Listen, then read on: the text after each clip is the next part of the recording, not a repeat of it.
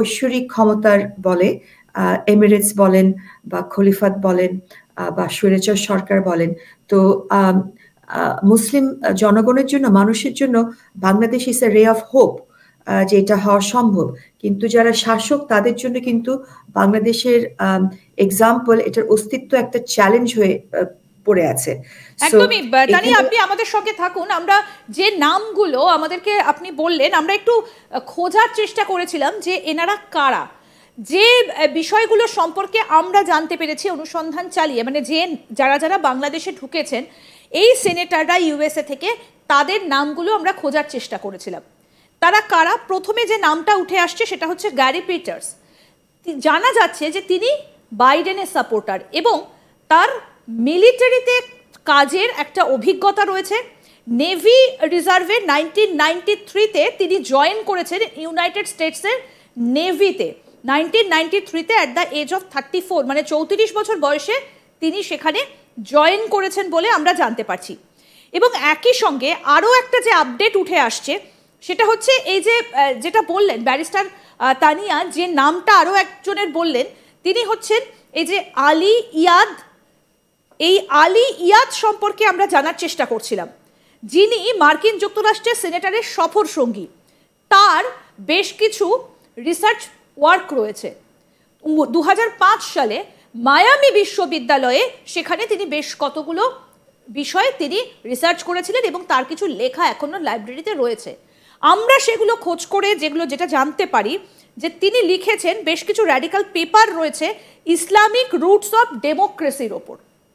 এবং তার যে সূচিপত্রটা, আমি তানিয়া আপনার কাছ থেকে জানতে চাইবো যে তার যে সূচিপত্রটা অনেকটা তিনি লিখেছেন, কোথাও কি তার এই যে কট্টর মানসিকতা নিয়ে তার যে লেখা, মানে তিনি তার লেখায় এটা এক প্রকার বলতে চেয়েছেন যে তার মানে এই যে কট্টর ভাবধারা, সেটার কোনো রকম কোনো পরিবর্তন হয়নি এখনো পর্যন্ত, তিনি কি সেটাই তুলে ধরতে চেয়েছেন?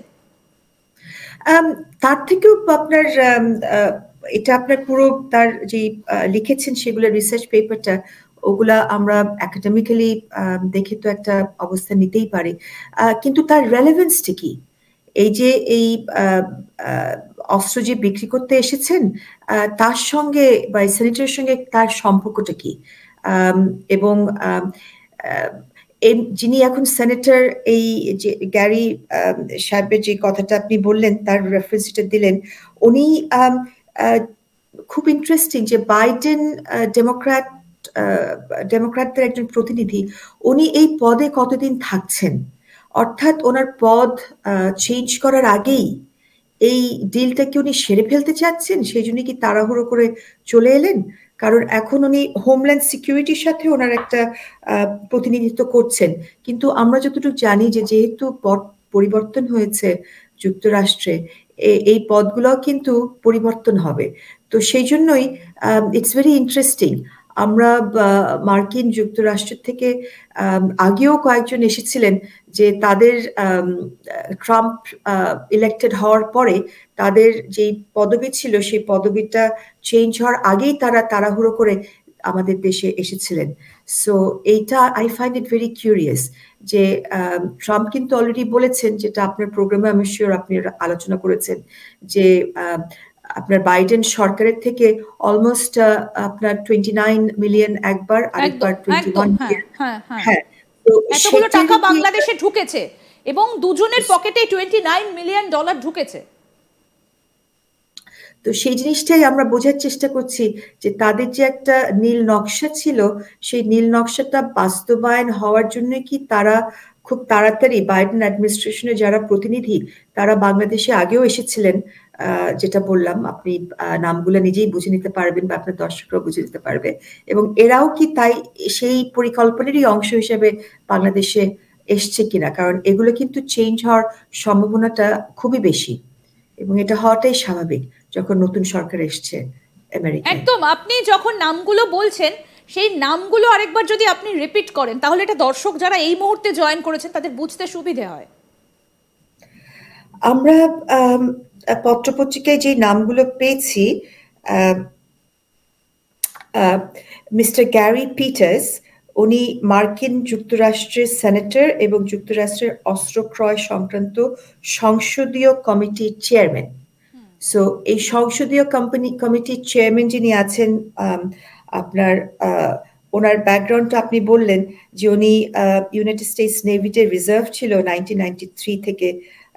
হি সার্ভ মোর দেন 10 years আপনার ন্যাশনাল গার্ড বেসে, ইনক্লুডিং নেভাল মোবাইল ব্যাটালিয়ন, এবং হোমল্যান্ড সিকিউরিটির সাথেও উনি এখন প্রতিনিধিত্ব করছেন তাদের ইন্টারেস্ট।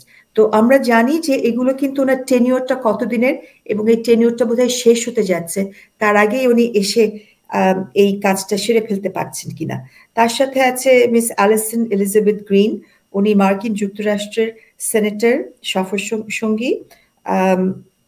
তারপর আছে মিস্টার আলী ইয়াদ ইয়াকুব। ওনার বিষয়টা, উনি কিভাবে সফরসঙ্গী হলেন, ওনার এটার সঙ্গে সম্পৃক্ততা কি, কিন্তু এই যে গ্যারি পিটার্সের যে বাংলাদেশে আসা, তার সঙ্গে মোহাম্মদ ইউনূসের সম্পর্কটা কোথায়, আমি এটা একটু আপনার কাছে জানতে চাইছিলাম। এটা তো আমাদের সকলের কাছে একটা মিস্ট্রি। এই সম্পর্কটা আদৌ কি, এটা তো আমাদের সকলের কাছে মিস্ট্রি। কিন্তু আমরা দেখছি যে আপনার ডেমোক্র্যাট এবং বাইডেন অ্যাডমিনিস্ট্রেশনে, উনি কিন্তু বাইডেনের সময় উনি সেনেটর হয়েছিলেন। কারেক্ট, সেই কথাটাই বলছি যে বাইডেন অ্যাডমিনিস্ট্রেশনের সাথে যে একটা আমরা যেটা দেখছি, যেটা প্রতীয়মান দৃশ্যমান হচ্ছে, যে বাইডেন অ্যাডমিনিস্ট্রেশনের সঙ্গে যারা ছিল তাদের সঙ্গে doctor Yunus is extremely close, এবং আপনার ক্লিনটন ফাউন্ডেশনের সঙ্গেও তার একদম। এবং বাইডেন চাইছিলেন যে পুরো বাংলাদেশের যে সেন্ট মার্টিনটা রয়েছে সেটা নিজেদের দখলে নিয়ে নিতে, যেটার জন্য হাসিনা তিনি বাধা দিয়েছিলেন এবং তিনি সেটা হতে দেননি। এবং তারপরেই আমরা যেটা জানতে পারি যে বাইডেনই তিনি এর পেছনে রয়েছেন, হাসিনাকে সরানোর জন্য অনেকাংশে বাইডেনের একটা অভিসন্ধি, একটা ষড়যন্ত্র ছিল, যেটা মোহাম্মদ ইউনূসকে সামনে রেখে তিনি সেটা করেছেন। এবার তারই একজন রিপ্রেজেন্টেটিভ তিনি বাংলাদেশে আসছেন, এসে বসে রয়েছেন, এবং তার একটা মিলিটারি ব্যাকগ্রাউন্ড রয়েছে। তাহলে আপনাকে যেটা বললাম যে মিলিটারি ব্যাকগ্রাউন্ডটা, যেটা খানিকক্ষণ আগে আপনাদেরকে বললাম যে তিনি নেভিতে জয়েন করেছিলেন 1993-তে অ্যাট দ্য এজ অফ 34, মানে তার যখন 34 বছর বয়স ছিল তিনি তখন জয়েন করেছিলেন 1993-তে। ইউনাইটেড স্টেটসের নেভি রিজার্ভ তিনি ছিলেন, এবং তিনি 10 বছর সেখানে সেলফ্রিজ এয়ার ন্যাশনাল গার্ড বেসে তিনি কাজ করেছেন, ইনক্লুডিং নেভাল মোবাইল কনস্ট্রাকশন ব্যাটালিয়নে।